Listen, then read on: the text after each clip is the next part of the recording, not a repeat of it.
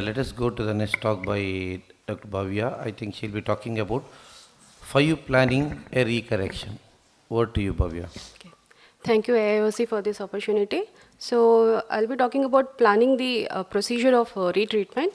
So the first determinant you have to think about before planning retreatment is to ensure minimum corneal thickness of more than 450 microns.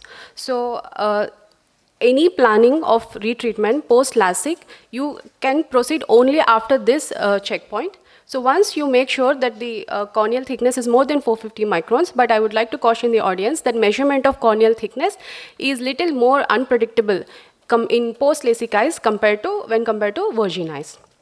Once you make sure that the corneal thickness is more than 150, the next most important determinant in planning a procedure is duration of interval following LASIK. So we know that flap lift of more than 10 or more years after LASIK, the ease of flap lift is different in shorter duration flaps compared to longer duration flaps. There's a difficulty in flap lift and there can be inadvertent flap tears when we attempt flap lift in a longer duration flaps. In less than 10 years duration flaps, look at the epithelial mapping, whether it is an irregular epithelium or a regular epithelium. So in case of a irregular epithelium, in a thicker flap with a minor refractive error. So all these stepwise determinants help you. Basically, when you look at refractive error, you are looking at the maximum ablation thickness, and also in combination with the flap thickness. So if in a thicker flap with a with a lower ablation depth, you can go ahead with the surface ablation procedure. In a similar scenario, but if the flap is thinner and if your ablation thickness is higher, so it's basically the combination of the flap thickness and the ablation depth. So if that is not going on with each other, then you'll have to go for a flap lift and stromal ablation. In longer duration flaps, you have to look at the flap architecture and the thickness. So it's basically comes down to the flap regularity and the thickness. In regular and thick flaps, you can either do surface ablation or flap lift, as I told you again, based on the ablation thickness. But in case of a regular and thin flaps, if the ablation thickness is less than 40 microns, so you can go ahead with surface ablation. If it's for higher refractive errors, you'll have to do a recut.